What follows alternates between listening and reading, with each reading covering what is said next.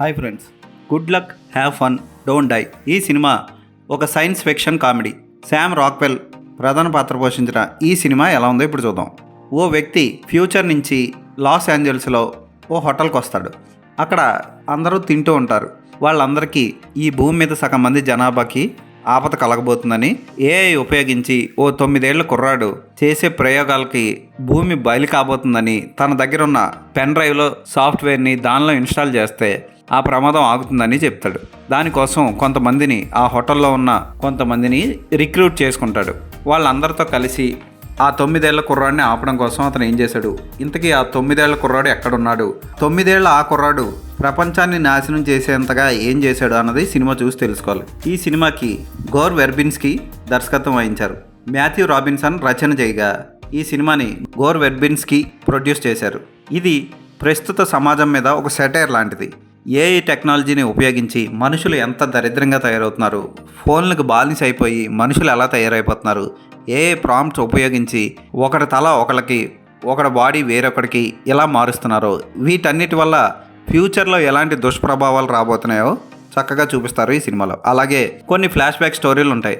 Mark Janet ఇద్దరు teachers. అయితే స్కూల్లో ఓ పిల్ల ఫోన్ చూస్తూ ఉండగా ఆ ఫోన్ మీద వేలు పెడతాడు. పెట్టగానే ఓ ట్రయాంగిల్ లాంటి, ఓ ప్రిజం లాంటి ఆకారం వస్తుంది. అందరు స్టూడెంట్స్ వాళ్ళని వెంబడిస్తూ ఉంటారు.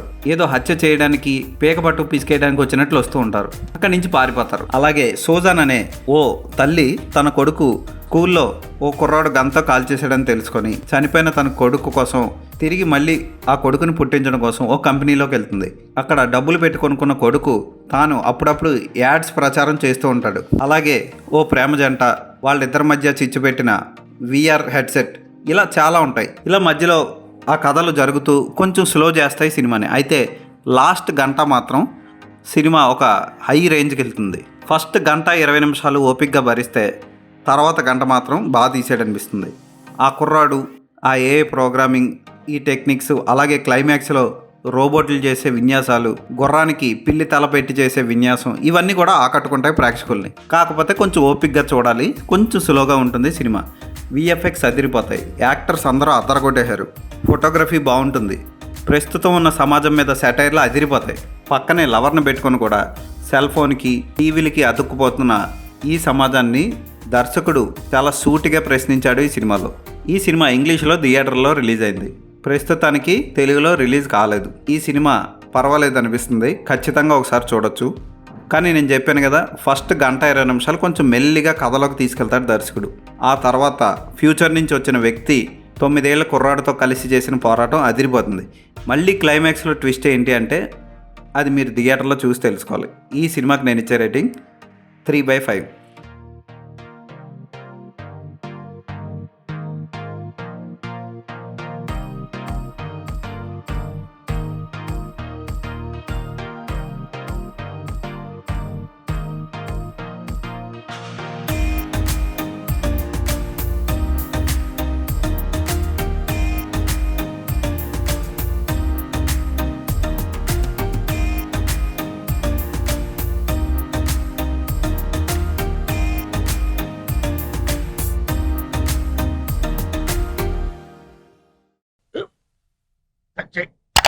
మన స్కూల్ బెంచ్ లాగా ఎంత గట్టిగా ఉందోరా. కొట్రా, కొట్టు, పర్లేదు, కొట్టు. అబ్బా చైన్ పెట్టేసింది బాబాయ్. ఆ, నీకు ఏంటి నువ్వు కొడతావా? కమా బిట్ మీ యార్. వద్దు బాబాయ్. వాడిని నేను కొట్టడం లేదమ్మా, వాడినే నన్ను కొట్టమంటున్నాను. ఆ. నువ్వేం కంగారు పడక్కర్లేదు. అడుగుతావేంటి?